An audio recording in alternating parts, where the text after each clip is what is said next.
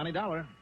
Dollar, my name is Parnell. Hank Parnell. I live out here in Muddy Gap, Wyoming. Mr. Parnell. Yeah, just call me Hank. All right, Hank. And what did you say the name of your city is? City? Why, it's only a little town, Dollar. Muddy Gap, Wyoming. Muddy what? Well, just what it sounds like. Muddy Gap. Muddy Gap. I see. Yeah, due west of Casper, south of Powder River. It's not too far from where the Poison Spider Creek begins. You look it up on a map, and, well, here we are. All right, I'll look it up. But what seems to be your problem, Hank? Oh, Dollar, I'm the owner and editor and reporter and, well, just about everything else in Muddy Gap Weekly Tribune. Yes? I'm also the only agent for at least 50 miles around here for the Great Southwest Insurance Company. Oh, I see. Yes, sir. Now, I wonder if you could hightail yourself out here in one big fat hurry. Well, that... And that means on that little old expense account of yours. Can you do it? Well, that depends. You are talking about insurance business now, aren't you? Well, not yet, Dollar, but, well, put it this way. Yeah? Unless you can give us a hand, Great Southwest is plumb liable not to have any office or agent or anything else out here anymore. Afraid I don't understand. Well, then let's put it this way. Yes? What I want you out here for is to keep the town of Muddy Gap from getting itself blowed right clean off the map. Well, sir? Well, sir, I'll be out to see you.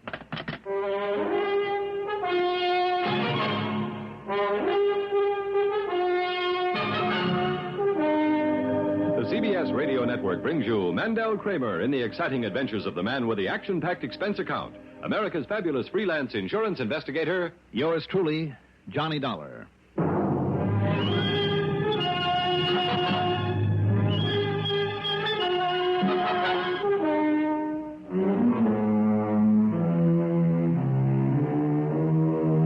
Expense account submitted by Special Investigator Johnny Dollar to the Greater Southwest Insurance Company branch office in the town with the unlikely name of Muddy Gap, Wyoming. Following is an account of expenses incurred during my investigation of the Mad Bomber matter.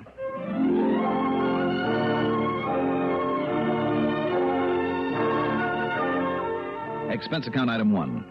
$192.80 transportation by plane, train, and car to Muddy Gap.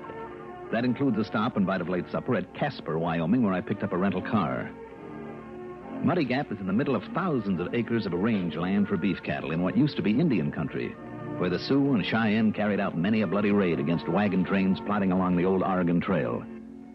There's oil in this country, too. Muddy Gap consisted of a railroad siding, one main shopping street, and a surprisingly neat residential section, all of it pretty much surrounded by a tank farm. How many millions of gallons of crude oil were stored in those huge steel tanks, I'll never know. But it must have taken a mighty big pipeline to handle it. It was obvious that oil storage was the town's principal business. The combination insurance and newspaper office sat alone at the end of the street, and despite the late hour, Hank Parnell was there waiting for me. He was a long, lanky, not too bright character, dressed in jeans, an open shirt, cowboy boots, and the inevitable white Stetson. Instead of a horse tied up out front, he had a battered old touring car, minus the top and covered with oily dust, to get out and around and dig up news items for his paper, he said. Oh, and I guess I forgot to tell you, Dollar, I'm also mayor of this town, a sort of city clerk. And dog catcher as well, Hank? Well, now, you know something? If we had enough headed dogs around here to worry about, I'd probably be that, too. Oh, and I'm also sort of acting police chief while Rafe Tucker's down to see his relations down in Texas. Mm-hmm. So, you see, I got plenty of reason to be worried about this nice little town of ours. Worried about what, exactly? You notice all them big oil tanks all around out there? Oh, you sure got a lot of them. Yes, sir. You imagine what'd happen if one of them, just even one of them, was to maybe explode? Dollar, there'd be just one long, continuous boom, and Muddy Gap wouldn't be no more. And maybe nearly 300 nice, fine people either be dead or, at the very least, homeless. But do you think something like that might happen, Hank? Unless you can somehow stop it, Dollar. Or rather, I mean stop him. Who? Billy Benbow's his name. Born and brought up right here in Muddy Gap. Yeah? A real bad boy. Always in trouble. Been a little older, he'd spend most of his time in a jail. Mm-hmm. So when the last war came along, my father, he run this paper then. He got an idea for ridding us of Billy. Yeah, so we wrote a couple of editorials or two to sort of pass on that idea. First thing you know, the draft board kind of caught on. The first thing he knew, Billy Boy was in the Army. Well, I'd say that was a pretty smart idea, Hank. Yes, sir. Except that when Billy realized how he'd been kind of, railroaded into the service, he swore loud and long as to how he'd come back here someday and get even with this town. Well, I don't see why. What's wrong with the Army? Oh, not a thing, not a thing. Just the way he got put there that rankled him. I see. Anyhow, all the time he was on the other side, they had him working on explosives. He got to be a real expert. Every time he'd set off a charge, to blow up a railroad or a bridge or whatever, he'd say, now, that's for so-and-so. Bahoom. And this one's for so-and-so. Bahoom. And every time he'd name somebody here in this town, starting, of course, with the draft board. Became a real obsession with him. Oh, it was more than that. It was like a mania. Yeah, Billy Benhow simply wouldn't forget. Now, surely, Hank, after all this time... Now, wait a minute, Dollar. All right, go ahead. Whether it was all the damage and destruction he was doing or whatever it was, I'm not sure. But, Dollar, there at the end of the war, well, maybe it was shell shock or battle fatigue or whatever they want to call it, Billy went completely off base. Oh, that's too bad. Yeah. The first thing he did when he set foot back in this country, back there on the East Coast, was to start blowing things up. So, of course, he ended up in one of them state hospitals back there and never recovered. No, never got over it. Well, if he's in the hospital, Hank... Well, he was. But then a while back, he escaped. You see what I mean? You think he'll be coming here to carry out his old threat? Well, Dollar, a couple of days ago, I got a phone call right here in this office. Yes? All the voice said to me was, I haven't forgotten. And he hung up. The voice of Billy Benbow? Well, who else? Who else could it have been? I wonder. Well, I don't. It was Billy, all right. It had to be. And what he meant was, in his twisted way, Billy meant he's coming back here to get even. Well, now, Hank... Well, who knows? Maybe Billy's right here in town right now, hiding out somewheres, just waiting for a chance to blow us all to kingdom come. And don't you forget for 1 minute, Dollar, he was an expert with them explosives. But, Hank, if it was this Benbow, why would he make a point of warning you? Well, Dollar, a man with a mind like that, I don't... Well, you may be right. Tell me, have you mentioned this in your paper? Have you notified the townspeople? What, and got them all up into a panic? No, sir. But somehow, Dollar, we got to stop him. All right. Now, listen, Yeah? I take it you haven't much of a police force here? Well, we never needed much of a force in a peaceful little town like this. Well, how about the county or state police or whoever's available? Oh, sure. What? Oh, they'd be glad to help. Yeah, come right over here and help us all they can. When and if Billy tries something. Well, by then it might be too late. Yes, sir. Because every day now, once a day, along about this time, this phone of mine is rung. And when I answered, there wasn't nobody there. So it's Billy, wherever he is, just adding up to that warning he gave me. Possibly. So, well, you got any ideas, Dollar? Well, to be perfectly honest about it, Hank, before I believed that after all these years Billy would actually come back here, I think I'd like a little more convincing evidence. Evidence? Well, what's he got to do to convince you? You mean to say you won't believe it until he... Oh, no. There it is again. Well, maybe it's one of your subscribers. You pick up that extension. Same time as I pick up this. All right, if you like. Okay? Yeah, now. Hello? Hello? I think I'd better prove that I haven't forgotten. Billy? Is that you, Billy?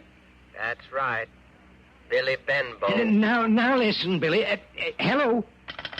Hello? He's hung up, I'm afraid. Now, you see now, Dollar? I told you he wasn't fooling. I told you that... Listen. What was that? I don't know. It sounded like it came from somewhere just outside of this building.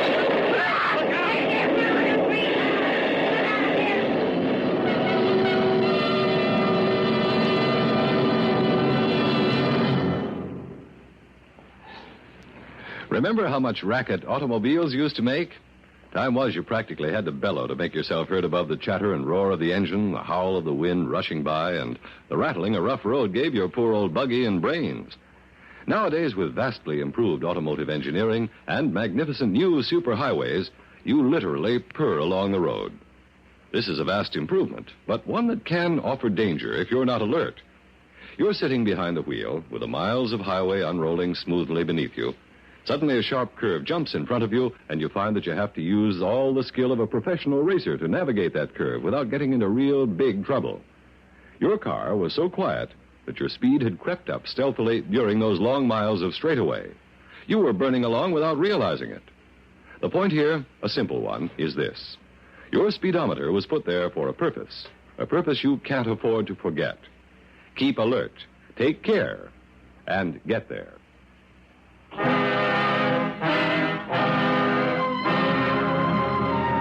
next thing I remember was crawling out from under Hank's desk. Hank himself had tried to make a dash for the press room, but was forced back by the blast and ended up beside me. As for the press room, it was a shambles. Oh, my. Why here, Dollar? Why it here? Why'd he pick to blow up my press this way? Hank, didn't you say it was your father's idea? That way of getting him out of town? Yeah, you're right. And he spread the word by putting the stuff in the paper. All right, then maybe this is all he wants to do, put your paper out of business. Yeah, maybe so, Dollar. I hope so. But he's still got to be caught and locked up again. Yes, but where do we start looking for him? Well, he was here to set off this here bomb, wasn't he? Only seconds after you talked to him on the phone? Oh, yeah, you're right. If he was somewheres on the telephone, there's no other buildings nearby. How could he be around here, too? Wait a minute. Look. Looks like this is the answer right here. Why, that's a clockwork. That's right. A little timing device. That means, Hank, that he could have been 100 miles away. What is it, Hank? What's happened around here? Sounds like a big explosion. Yeah, that's... Oh, looks like one, too. Yeah, it was all right, Pete. What happened? Hey, smells to me like dynamite in here. Dynamite? What's the matter with your smeller, boy? What? It was just that big can of benzene I had for cleaning up the tap I used on the paper. It was, huh? Yeah, that's what it was. I had the dang thing up a little too close to the heater, and it blew up, that's all. Boy, sure funny it didn't start a fire then, Hank. What do you mean, funny? We were lucky, that's all. Well, I guess you were. I'll tell you this, though, Hank. Just don't bother right now. It was only the can of benzene. No, I mean about you saying there wouldn't ever be any excitement around here when I took on this job. Oh, yeah. It looks like I was wrong. What is your job, Pete? Oh, I'm sorry. I should introduce you to. This is Pete Branson. Huh? Oh, yeah. Him and Tony Batten are the rest of the police force here in Muddy Gap. Mm-hmm. Yeah, glad to meet you. What'd you say your name is? Johnny Dollar. But now listen, you hear the hoax out there? Yeah, Tony's out there, too. Well, you and him just keep that mob out of here, will you? Tell them everything's okay. It was just that can of benzene, like I said. Sure, Hank. Now, go on now. You and Tony keep that mob out of here. Okay. It's okay, folks. Just had a little accident back there in the print shop. Everything's under control. But just to make sure, Hank don't want anybody hanging around. Pete now, Branson? Come on, Tony. Let's get him all away from here. Come on. What happened to him, Hank? What, you mean his face? The way it's all cut up that way? Yeah. Well, it tells me he once got drugged behind a horse. You know, foot caught in a stirrup. Oh, I see. So the one thing he won't ever do anymore is get himself on top of a horse. Me, I don't blame him. Hank, that excuse that you gave for the explosion. Oh, you think I should have told him the truth and let him spread the word and get the whole town into a panic? Well, if we were sure there won't be any more of them, that Billy's satisfied his yen for revenge by putting your paper out of business, okay, but if your fellow townspeople are still in danger... And didn't you mention the draft board? Who are they? Oh, they're all long gone, Dollar, except for old Grandpa Whedon. Oh, Lord. Well? Oh, Lord, that old house of his, it's right over near the terminal end of one of them pipelines off the tank farm, and if that place were to get blowed up and if one of the tanks were to go, why, there'd be nothing left of this town. Then if Billy is still around... Well, how can we know? Wait a minute, telephone. What? It's the old-fashioned kind. It's no dial, which means you have to call an operator. Well, sure, Which also means that the operator has to call you. Come on, Hank. What are you going to do? I'm going to find out where that... Hello? Hank Parnell, whatever happened down there at your newspaper office? Listen, operator. Whatever you had blow up over there fairly shook me out of my chair. I haven't had such an explosion here in Muddy Gap since Allie Briscoe's still blew up and everybody thought the whole tank farm was going. Look, miss. Look, Hank, you better tell me what happened so I can... Well, I mean, you know, in case somebody calls in and wants to know. Operator, Well... will you listen to me a moment? What? Well, who are you? I'm speaking for Hank Parnell. Well, anything happened to him? Is he all right? No, he's all right. Now, listen. Yes? Just before the accident, you rang this phone. Well, that's right. I had a call for him. Do you know who was calling? No, he kept his voice low. Well, what'd you say your name is? Well, I didn't, and it doesn't matter. But what I want to know is, where did... You know something? You sound exactly like that Johnny Dollar on the radio. Operator, listen, And please. if you are and you're in town... Miss... Well, the folks around here would sure like to know that, they would. Now, listen, do you know where that call for Hank Parnell came from? Well, of course I do. Where? Well, the one outside phone booth we have over outside the drugstore. Okay, thanks. You heard? Yeah, Dollar. Then he is in town. I'm afraid so. Hank, you better take it.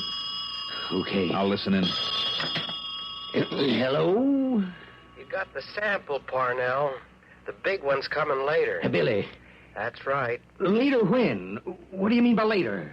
Maybe tonight. Billy, listen. Hello?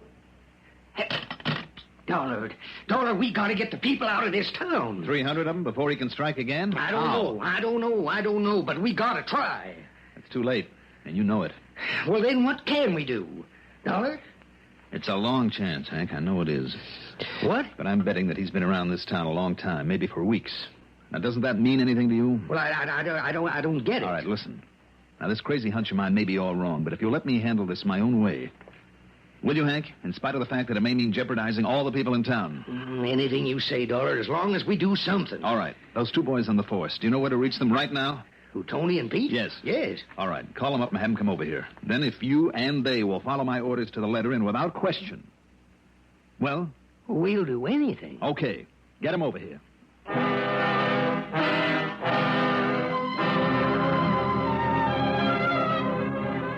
It meant staking a lot on my limited knowledge of the criminal mind, possibly risking a lot of innocent lives. But I felt sure now that my hunch was right. Fortunately for my plan, Tony Batten got there first. When I told Hank and Tony what their job was, for a moment they couldn't believe I was serious. But they agreed to say nothing to anyone, not even to Pete.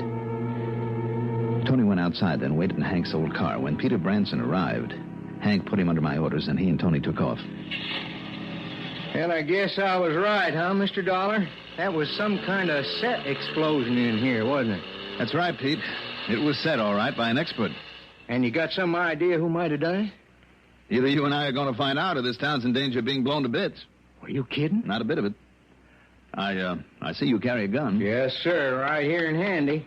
And if what you say is true, maybe you ought to have one, too. Well, you better let me have yours then, Pete. Well, now, wait a minute, Mr. Dollar. It's your idea. Well, yeah, I know, but... Well, let me have it. Orders, Pete. You're under my orders, remember? Yes, sir. All right. Yes, sir, here you are. Good. Now, shall we go? Where are we headed? Out to see an old man. Old Grandpa Whedon. Oh, now, you don't think he had anything to do with this explosion, do you? Pete, I think this mad bomber plans to hit him next. Did you say mad? That's right. Oh, I see. We're going to go over Grandpa's place with a fine-tooth comb because a bomb may be planted, may be ticking away out there right now. And if we don't find anything out there? Well, we'll see. But why do you think this man would pick on him? Is it a man? Well, I certainly guess so. But why on Grandpa? Well, because once he was a member of a draft board. Well, now, that don't make sense, does it? Maybe not, but does anything make sense where a madman is concerned? You're calling him that again. You don't like that word, huh? Well, it makes no difference to me, but if there was a madman out on the loose out there... Pete, he might look every bit as harmless as you do, or as I do. Yeah, I see. Okay, then. Let's go on out there and have a look, but I'm betting we don't find anything. You don't think so, huh? Well, I bet on it. Well, then maybe we won't. It seems to me Hank had a little trouble remembering your last name, Pete. How long is it that you've been on the force? Huh? Oh, a few weeks, I guess. Mm-hmm. Ever since you first came to town, huh? Why, yeah, practically. Mm-hmm. And before that? Oh, you know, working around the ranches and... Oh, I thought you didn't ride. Well, no, not anymore. Oh, what do you do then? Oh, you know, odd jobs. Well, why you ask that? Well, your hands. They look kind of soft to me, you know. Oh? Another thing, come to think of it, seems to me you immediately recognized the smell of dynamite when you came in here. Didn't you? Oh, look, you want to go out there? Let's go. And, those scars on your face? What you getting at? They're from an explosion, aren't they? I said, what you getting at? I've seen too many of those kind of scars not to recognize them. And you knew that because of them, nobody around here would recognize you. Didn't you, Billy? Okay, Dollar, that's enough. You see this? You got another gun, hmm? That's right. So instead of reaching for the one I gave you, just you reach up high. Now reach. I knew I'd have trouble when you come in town. Because you ain't dumb like the rest of these jerks around here.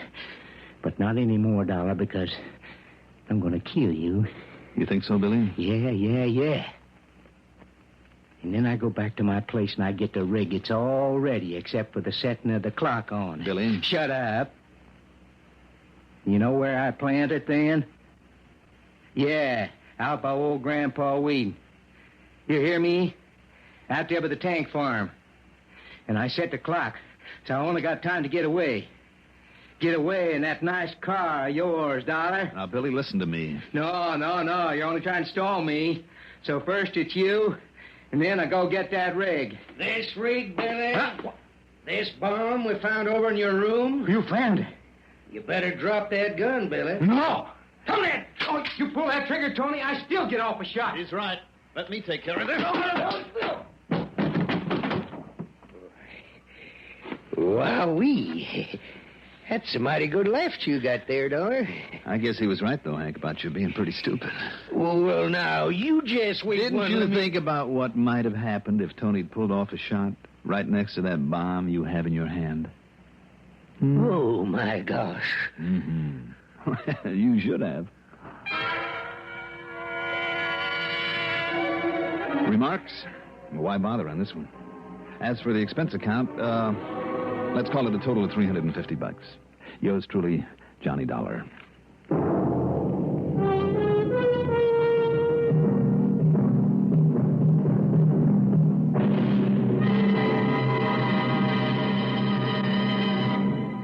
Now, here is our star to tell you about next week's story. Next week, a beautiful girl, a handful of coins, and a mysterious disappearance. Join us, won't you? Yours truly, Johnny Dollar. Yours truly, Johnny Dollar, is written by Jack Johnstone, produced and directed by Bruno Zerato Jr., music supervision by Ethel Huber. Johnny Dollar is played by Mandel Kramer. Also featured in our cast were Court Benson as Hank Parnell, Lawson Zerby as Pete Branson, Cliff Carpenter as Billy Benbow, and Barbara Cassar as the operator. Be sure to join us next week, same time, same station, for another exciting story of yours truly, Johnny Dollar. Art Hanna speaking.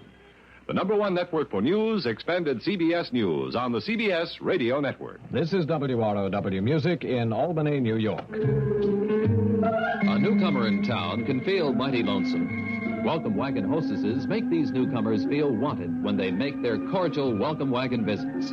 Their baskets contain useful gifts from civic-minded businessmen, invitations to participate in varied social and volunteer activities of the many civic agencies in the community. In addition, every Welcome Wagon call recipient in the greater Albany or Schenectady areas, as well as Delmar, Latham, or Scotia, is invited to attend the local Welcome Wagon Club. This is an organization of newcomers all anxious to make friends. Various Welcome Wagon clubs vary from 30 to 150 members who meet monthly. Their interests include bowling, golf, cards, handcraft, and dancing. You can help to make your new neighbor feel at home. Call State 59640 today and make your neighbor eligible for the many opportunities in a Welcome Wagon Club. Remember, State 59640. WROW Music time now, 25 minutes before 7 p.m.